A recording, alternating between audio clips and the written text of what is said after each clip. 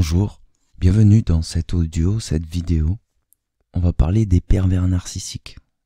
Ah, vous aimez bien ce mot. Alors vous aimez pas, on n'aime pas. Les voir, on n'aime pas. Tout ça. Mais ce mot, il est très... Les gens aiment bien. Des fois, les gens l'utilisent à tort. Mais bon, sur ça, je vais rien critiquer parce que c'est pas facile. Donc, je rappelle que je ne connais pas tout sur tout, que je ne suis pas forcément la voix de la sagesse, que j'exprime donc un point de vue. Et ici, en plus, et même souvent dans les vidéos comme ça, j'exprime par rapport à du vécu les choses. Je donne mon expérience, mon vécu ou mon interprétation du vécu. Je n'ai pas la science infuse. Donc le pervers narcissique, une brève définition. Donc c'est forcément quelqu'un qui présente un trouble de la personnalité et souvent caractérisé par un comportement manipulateur, égocentrique, souvent même cruel envers les autres. Ces gens-là ont souvent une haute estime d'eux-mêmes, peut-être même une estime très élevée d'eux-mêmes. Mais au final, dans un sens, ils sont très fragiles. Ils ont besoin de reconnaissance, d'admiration des autres pour maintenir une certaine image d'eux. Donc, ils ont quand même tendance à utiliser les gens pour atteindre leurs objectifs personnels, qu'il s'agisse d'obtenir du pouvoir, du contrôle, de l'argent. Ils peuvent être parfois charmeurs, séduisants. Mais une fois qu'ils ont gagné la confiance et l'affection de leurs victimes, à ce moment, ils peuvent devenir très manipulateurs, très abusifs. C'est-à-dire exploiter la personne en fait, ou leur victime, avec un S, bon peu importe. Donc ils peuvent au final avoir une espèce d'emprise psychologique sur les gens, en utilisant des tactiques de manipulation émotionnelle, d'intimidation, de culpabilisation, d'isolement, et de semer le doute dans leurs victimes en fait. Et c'est d'ailleurs grâce à la combinaison de toutes ces choses que la victime va s'affaiblir, entre guillemets, va être manipulable plus facilement, quoi. Et donc, forcément, quelqu'un qui est sous l'emprise d'un pervers narcissique, cela peut avoir des conséquences assez dévastatrices, assez graves au final. Parce que il peut y avoir une détresse émotionnelle, psychologique, de l'anxiété, de la dépression, de la confusion, de la culpabilité, de la honte, de la peur, un sentiment aussi de se sentir une merde, quoi, simplement. Et également, tout ceci va entraîner, parce que il y a des causes, machin, tout ça, donc il y a des conséquences. Donc, parfois les victimes vont même avoir du mal à construire des relations par la suite. Difficulté à faire confiance aux gens. Déjà, en premier lieu, par un manque de confiance en elles-mêmes. Donc quand même, sachez que la personnalité narcissique est reconnue psychologiquement, bien que je ne suis pas un psychologue, hein. Cela peut donc être diagnostiqué et le pervers narcissique peut se faire, entre guillemets, soigner. Bon, il peut, hein, j'ai pas dit il va. Aussi, si vous pensez être une victime d'un pervers narcissique et avoir quand même subi des dégâts, vous pouvez, ou peut-être qu'il est important de demander de l'aide à un professionnel de santé, à un psychologue, bon, peu importe. Mais déjà, quand vous identifiez qu'une personne est narcissique à côté de vous, la meilleure solution est de s'éloigner de cette personne. On va en parler. Et il est également important de se rappeler que la guérison est toujours possible. Même si cela nécessite du temps, cela est toujours possible. Ce pervers narcissique, je vais parler peut-être plus à titre personnel, mon interprétation maintenant, et les choses que cela peut entraîner. Et je vais peut-être prendre des exemples même. D'ailleurs, on va commencer par l'exemple où le pervers narcissique est quelqu'un de la famille. Alors, ne voyez pas des pervers narcissiques partout, hein.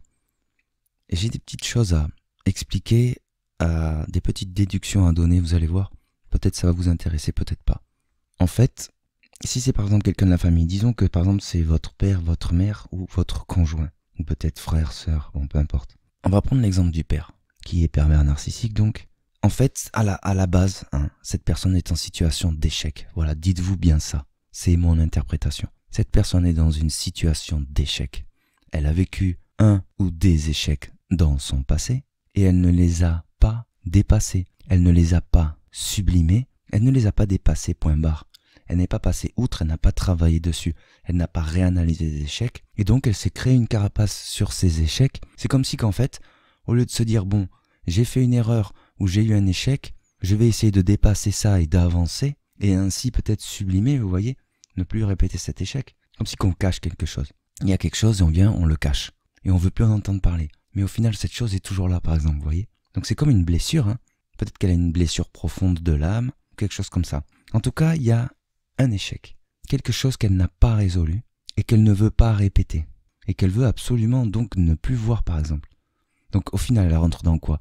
Elle rentre dans les choses qu'elle va faire ressentir aux autres. Elle rentre dans la peur, elle rentre dans peut-être qu'elle a eu de la culpabilité, toutes ces choses, vous voyez? En fait, tout ce qu'elle a vécu, de ma seule interprétation, j'ai l'impression qu'elle va le faire revivre aux autres. Peut-être pas de la même façon, mais où elle va essayer de préserver les gens de ses propres échecs, alors que par exemple, je vais prendre l'exemple du père. Donc le père a vécu plein de problèmes, et alors son fils ou sa fille va grandir, et il va vouloir les préserver de ces problèmes, avec sa propre pensée qui est complètement du coup déformée, puisque lui n'a rien résolu, il a continué sa vie sans résoudre les choses. Donc dès que par exemple un enfant ou quoi va vouloir aller vers quelque chose que lui a eu comme échec, il va, pour le préserver, l'empêcher de cela. Il va avoir même un comportement tellement préservateur. Alors c'est bizarre parce qu'on dirait que je me fais l'avocat du diable, mais je pense que l'énergie de base c'est de préserver. Mais on va parler parce que le fait de ne pas avoir soigné ces choses, en fait, c'est comme si qu'il y a une énergie entre guillemets, ce sont des mots, c'est compliqué à dire des mots sur des choses, sur des sentiments, tout ça. Je suis pas un pervers narcissique, je ne pense pas. Donc, bon. Donc, c'est comme si qu'il y a un mal-être. Donc cette énergie, elle reste dans l'aura, elle reste dans la personne, dans sa sphère énergétique. Et du coup, comme si que toute la sphère énergétique est une mélodie globale, il y a cette dissonance, cette énergie malsaine ou cette chose-là, cette souffrance, cette je ne sais quoi, qui est, disons, une énergie négative. Donc elle va tout le temps jouer. Peut-être que cette énergie négative va magnétiser, attirer d'autres choses. Et là, peut-être des esprits, des machins, des choses, je ne sais pas. Mais en tout cas, cette énergie va, comme par un effet boule de neige, grandir dans sa vie au final. Puisque dès qu'elle se retrouvera confrontée à cette même chose, elle remettra une barrière. C'est-à-dire qu'elle remet une couche, elle remet un barrage, et ainsi de suite, et ainsi de suite. Et toute sa vie n'est pas un échec. Parce qu'au final, elles arrivent à réussir, ces personnes, en s'appuyant sur les autres, en prenant... C'est comme si qu'en fait, ce qu'elles ne sont pas capables de faire d'elles-mêmes, elles vont aller puiser l'énergie dans les autres. Évidemment, c'est que des mots que je dis. Donc, interprétez-le pour vous, essayez de... Vous voyez? Essayez de comprendre ce que je dis, parce que même moi, j'ai du mal à décrire ma réelle pensée, mon réel ressenti de tout ça. Avec des mots. Et donc, elle va faire souffrir les gens, forcément. Forcément que quand quelqu'un va se retrouver dans une situation d'échec, ou de erreur, ou d'échec, on va dire simplement, alors, le pervers narcissique, si au début il lui a dit non, ne fais pas ça et tout, tu vas te planter. Alors déjà, dès le début, vous voulez faire un truc, lui il dit non, ne fais pas ça, tu ne vas pas réussir. Donc si c'est par exemple le cas du père, bonne chance pour se construire. Bon, donc tu vas avoir une situation d'échec, tati tata. Et alors que l'enfant n'a même pas essayé. Et alors l'enfant déjà il part sur ça. Alors il va faire son essai, il va faire les choses, et si effectivement, s'il réussit, c'est très bien. Par contre, s'il y a un échec, la personne va venir lui dire, tu vois, je te l'avais dit. Culpabilité. Ouais, et après s'il en parle aux autres, il va créer une honte. Et au final, si cette mécanique se répète, la personne va rentrer dans la peur, même dans la confusion. Peut-être même dans la dépression, forcément dans l'anxiété, la peur de l'échec. Vous voyez, cette énergie qui est transférée dans la victime. Voilà. Et forcément, cette personne, elle va voir l'échec comme quelque chose de mauvais, alors qu'au final, l'échec n'est pas quelque chose de mauvais. L'échec est presque comme un enseignement, si on veut. C'est-à-dire que je fais quelque chose, j'échoue, je réanalyse où c'est que j'ai échoué, où c'est que ça a merdé, entre guillemets, tatati, tatata, et je peux réessayer même. Et après, si on fait 2-3 échecs de la même chose, on peut se dire, ok, ça c'est pas pour moi, tout ça, machin. Ou on peut encore continuer.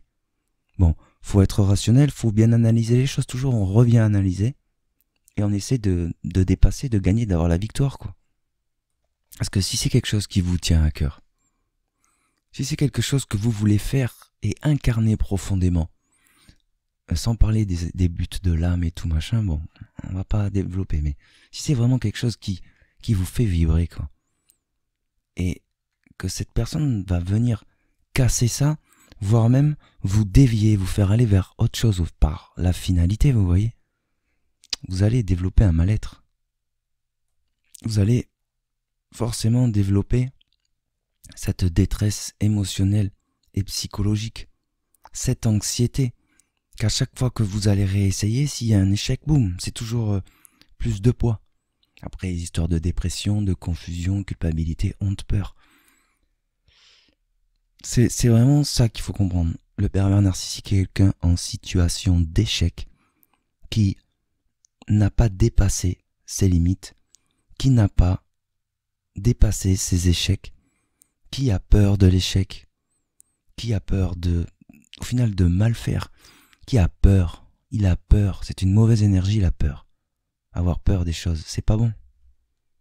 Après, une chose terrible chez ces personnes, c'est que elles vont vraiment prendre à partie les autres et les diriger contre vous. Ça, c'est vraiment quelque chose de très destructeur parce que c'est comme si que, donc il y a une pensée, elle partage sa pensée, les gens pensent sa pensée, toute cette pensée à la base est contre vous. Donc il va comme distribuer, comme si c'est une maladie un peu, une maladie que plein de gens vont avoir la maladie, sauf que la maladie elle vient toujours contre vous. Donc au lieu d'être lui tout seul à penser contre vous, il va distribuer ça et à la fin je sais pas moi il y a 10, 20 personnes qui pensent contre vous. Donc c'est encore plus dur de réussir dans ce truc que vous voulez faire. Mais au final, si ce truc c'est ce qui vous fait vibrer, si ce truc c'est ce que vous aimez, c'est très dur ce que je dis, mais le fait de ne pas lâcher et à la fin de réussir, mais vous serez encore plus fort, vous voyez. Après, c'est vrai que une chose importante, c'est de se dégager de cette personne. Ça, c'est vraiment important parce qu'au final, l'énergie dont va vibrer cette personne va toujours être contre vous. Elle va vibrer d'une sphère négative, même si vous êtes dans le positif. Même le fait de vous voir dans le positif, cette personne, elle va presque vous en vouloir. C'est dingue. Je sais pas analyser toutes ces choses. J'ai pas tout juste dans tout ce que je dis ici. Mais je pense que vous avez compris une vision que j'essaye de dégager. Que cette personne, c'est ça qui est important. Cette personne est quelqu'un qui a subi un échec et qui ne s'en est pas relevé. Qui a mis une carapace et qui vit avec ça. Donc au final, c'est une personne en situation d'échec, quoi. Un échec sûrement émotionnel. Peut-être physique, je ne sais pas, mais en tout cas, il y a du gros émotionnel là-dedans. Et c'est vrai que dans le cas d'un enfant qui grandit avec un parent pervers narcissique, c'est compliqué parce que quand vous grandissez, par exemple même vous êtes à l'école, vous voulez faire des choses, il y a des choses qui vous font vibrer et lui, il vous en empêche de faire, il va toujours vouloir vous diriger vers ce que lui, c'est-à-dire que lui, il sait mieux que vous ce qui est bon pour vous. Voilà, c'est ça sa pensée. Voilà, mais peut-être qu'il veut vous préserver, comme je disais, voilà. Mais au final, toute sa pensée est déformée, quoi. Donc lui, même quand vous allez grandir, vous épanouir, je vais dire une bêtise, mais vous allez vouloir travailler dans un truc, ça se peut qu'il vous en empêche, avec acharnement. Vous allez présenter un conjoint, une conjointe, ça se peut qu'il vous en empêche, enfin, elle ne lui convient pas, par exemple. Parce que, par exemple, cette personne vous rend libre. Alors là, il va s'acharner contre elle. Et puis, au final, aussi, dès qu'on commence à tenir tête au pervers narcissique, qui lui n'a pas résolu son échec, nous, par exemple, on est en train de le résoudre, bah là, il vient, il va essayer de tout détruire, quoi. Comme si que vous échappez à son contrôle, mais c'est à la fois presque impossible à décrire tout ça. Et ce qui est compliqué, c'est que, vu qu'on a un cœur, on a des sentiments, tout ça, plus la personne va être proche, et plus on va prendre pitié d'elle. On sait pas qu'on va prendre pitié, mais c'est que on va se dire, mais non, c'est pas possible. Enfin, je sais même pas comment expliquer tout ça. Vous voyez ce ressenti de toujours avoir espoir dans l'autre, qui au final peut coûter très cher, quoi. Parce que le simple fait de vivre avec cette personne, de côtoyer cette personne, va mettre en contact avec son énergie d'échec, va permettre à cette personne également d'ouvrir son aura, son énergie à elle, quoi. Et alors une fois que vous vous êtes dégagé de cette personne, ben vous revivez, quoi. Parce que il n'y a plus tout cet échec à côté de vous. Il n'y a plus toute cette négativité. Déjà le simple fait de vous combattre, entre guillemets, il n'y a plus toutes ces choses, quoi, qui sont là. Bon voilà, je vais pas en parler 36 000 ans. Je pense que vous avez compris le message. C'est que le pervers narcissique est une personne qui est dans une situation d'échec, dans une situation de rejet, dans une situation de déni de ses propres échecs. Et du coup qui, tant qu'elle ne se prend pas en soin, tant qu'elle ne travaille pas sur elle, elle continuera à répéter cette destruction sur les autres. C'est triste, hein? Voilà. Donc il y a un côté positif, hein, au final, dans ce que je dis, hein, vous voyez. En tout cas, j'espère que cette vidéo, vous apprécierez. Peut-être qu'elle fera du bien à des gens, au final. Peut-être que j'ai tout faux. Voilà, ce n'est qu'une interprétation des choses. Voilà, voilà. Et du coup, ben, n'hésitez pas à commenter, si vous voulez. Dire vos avis, vos ressentis. Allez-y dans les commentaires, dites ce que vous voulez. Également, likez si vous trouvez cette vidéo intéressante et le contenu. Et n'hésitez pas à vous abonner, hein, pour faire grandir cette chaîne. Voilà, voilà. Et sur ce, je vous souhaite le meilleur. Je vous dis peut-être à bientôt.